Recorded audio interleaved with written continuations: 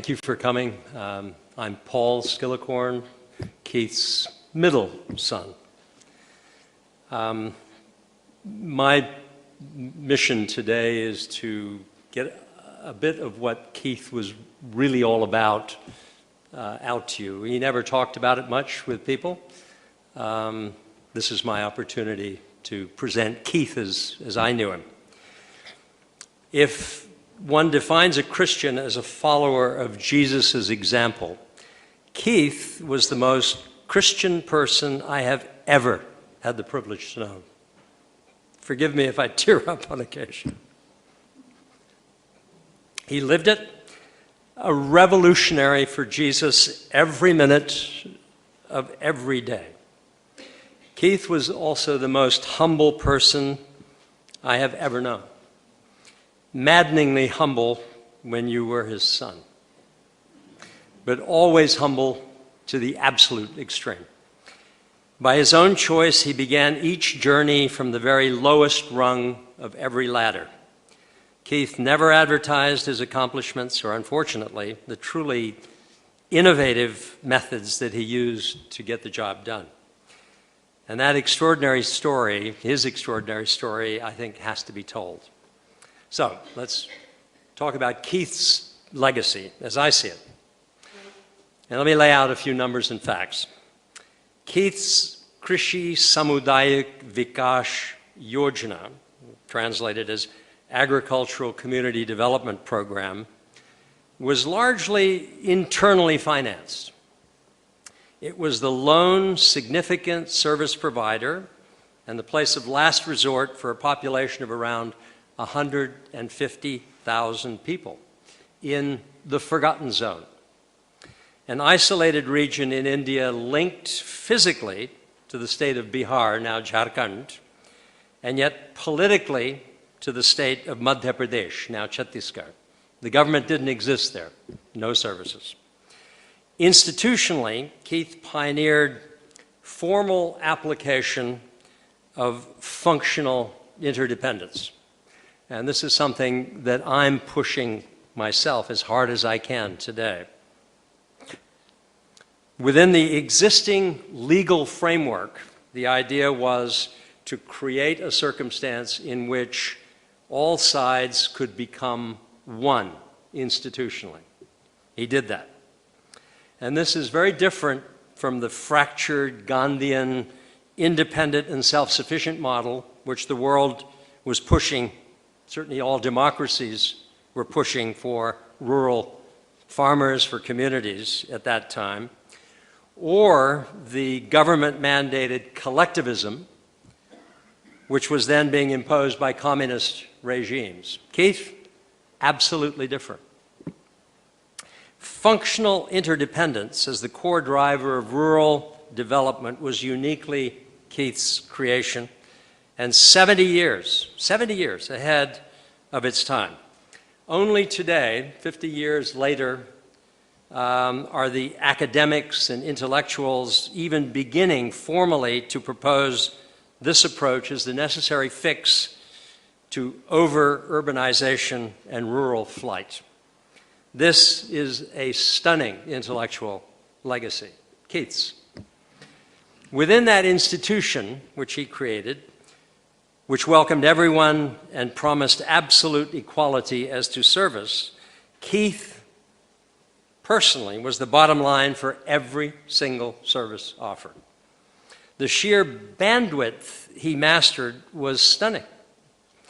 Certainly healthcare and medicine, which I will speak to specifically, but also basic education, agricultural focused education, machines, equipment, and engines. Notably tractors, pumps, oil mills, flour mills, vehicles, and trailers. Keith did it all and trained all those who focused on and themselves taught each element. He taught all the teachers. He also pioneered water harvesting and control, as well as highly innovative dam building, leading to advanced hydrogeology, wells and springs, etc., and advanced irrigation methods. He was way, way ahead of his time in these matters. Keith built roads in very tough conditions. This in an area that was regularly inundated during the monsoons. Absent the resources to construct bridges, his permanent river crossings, employing a permanent stone base and superficial replaceable bamboo infrastructure, were a marvel of advanced geomorphological thinking. How sand moves, how rivers work. His roads, with minimal investment, remained open year-round, quickly reusable once local flooding receded. All of these systems defied what was then recommended engineering practice, applying innovations that even today are considered by cognizant engineers to be advanced. Keith's roads, river crossings, and very significant agricultural surplus he caused to be generated locally, and then leveraged with first-stage commodity crop processing and aggregation, generated, for the very first time in this area, commerce, generated demand, and brought in trucking and bus services that otherwise would not have served the area. He brought the outside commercial world to the forgotten zone. Keith brought privately supplied and financed famine relief to the forgotten zone, one of the few regions in India where the government provided no services whatsoever. One innovative use of the access that relief gave him was to achieve close to universal immunization coverage. Everybody was immunized in his area, unheard of in India in the 1960s. He also used the relief to build common infrastructure, dams, irrigation works, and roads, infrastructure that served to bring communities closer together. He always thought, how do we build and bring together? What the ACDP provided as to infrastructure in that region covered the bottom line for the full region, 150,000 strong. During famines, Keith pioneered search algorithms designed to identify, save, and serve the most at-risk members of the larger community. The sophisticated knowledge of epidemiology and local systems embedded in these algorithms would today be considered advanced by the top faculty and graduate students in the world's top public health schools. Yes, Keith could take apart, recondition, and reconstruct a military truck, a modern tractor, or an advanced pump engine. He installed a one-off, unique, area-wide 32-volt DC lighting system. He did the same with a conventional 200 kVA three-phase AC power system. He brought live movies to a region that turned absolutely dark after sundown. He installed, commissioned, and operated and maintained every manner of agricultural processing equipment. He brought in modern fertilizers, which he blended with advanced organic fertilizers, way before people thought about organic fertilizers. He brought in advanced seeds and germplasm, new to the area, modern vegetables, modern crops. He ushered in his own superior version of the Green Revolution.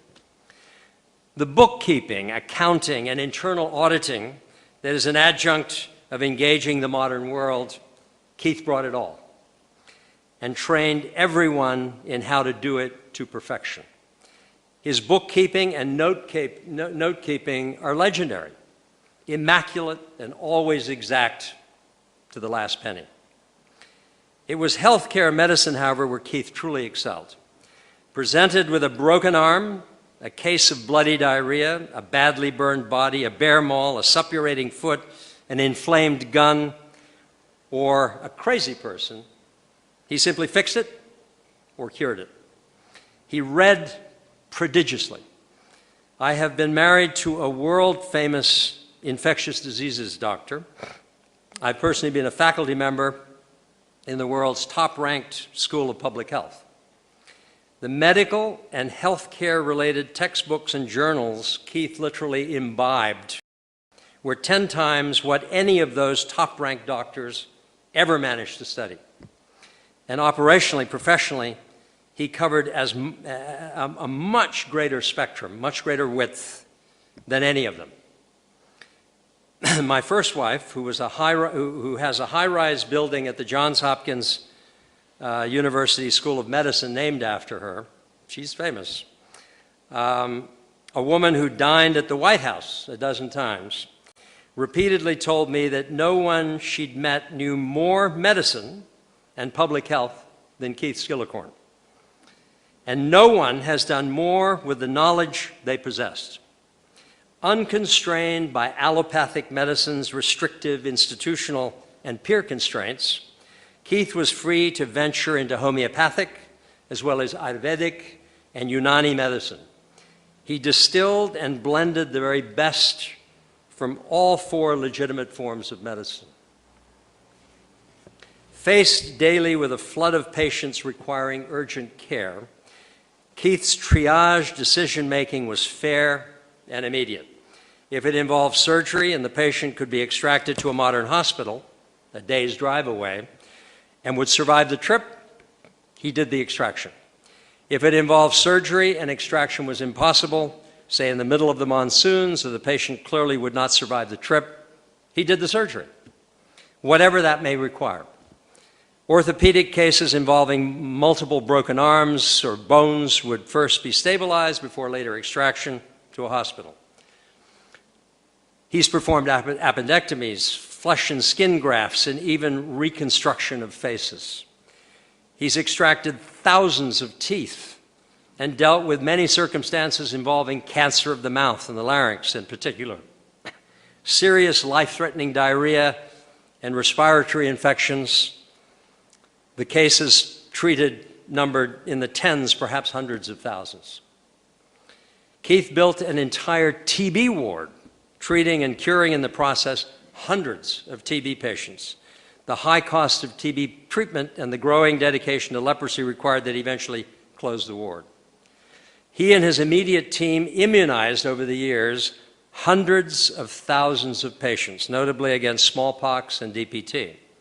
Keith ushered in nutritional care for pregnant women and modern midwifery, while also dramatically lowering the prevalence of postpartum shun inflicted on new mothers. Keith pioneered nutrition as a critical element of treatment and public health. Way back in the 1950s, long before hospitals and doctors began even thinking of doing so. Vitamin C, A, and the Bs were favored. He was big on balancing minerals, iron, zinc, iodine, fluoride, etc. All are etched in my memory. He collected data. He did the statistics, showing local impact. And he changed what he did, what he prescribed, accordingly. He built his own, then state-of-the-art laboratory. He did all his lab work and pathology and trained others to do the same. I myself had some leprosy patients when I was a 12-year-old, and I did that, and he taught me. He combined psychology and psychiatry and made it his own art form. Over the years, he treated and rendered functional literally thousands of head cases. He became famous for this, and ultimately with whole extended families coming from hundreds of miles away, marching literally into the jungle to be treated. He eventually began turning them away, with leprosy being the sole exception, treatment required being local within the forgotten zone, and being part of the ACDP area-wide community. It was leprosy, however, where Dad truly excels, where the foundation of his legacy truly lies. Some numbers. We estimate that over the years, Dad and his immediately supervised mobile teams treated and cured around 30,000 leprosy patients. Okay, and each treatment is a 2 to 3 year vigil. It requires a lot of work to treat a leprosy patient. This transcends by a factor of 10, what any other person or immediate group or team has ever treated and cured. 10 times what anybody else has ever done. Never advertised that. While treating leprosy, unlike doctors in hospitals, all of whom are institutionally and peer constrained, Dad was free to innovate, and he did so. Ultimately, he was able to take a truly problematic drug, dapsone or DDS, which was the prevalent medicine at that time, which evoked a powerfully negative reaction in most patients, deterring in many instances willingness to continue taking the medicine. And he changed the effective dose to around a third of what was then being prescribed. He showed much better treatment response, much better willingness on the part of patients to persist with treatment, and almost eliminated the negative reaction that then characterized the drug. It took most hospitals more than a decade to adopt Keith's treatment regime, but eventually all did. Everybody in the world took his system and used it. Is he is he recognized for having done so? Absolutely not. Is he recognized for having cured and treated 30,000 patients across a dozen states in North India? More than anyone in history? Of course not. Did he ask for that recognition? No, never. When asked, what did you do, by an attending doctor during his recent trip to the emergency room, at the Royal Adelaide Hospital, Keith's response was, I was a paramedic. I was stunned. Yeah. What an incredible understatement. Was he a doctor? He was far better than any doctor I have ever met. Keith's legacy? Massive knowledge, immense effort and stamina, incredible innovation, stunning achievements, all across the very broadest of spectrum, and all done within a personal posture of absolute humility. I have not met another human being ever who ranked with him. I knew Mother Teresa well.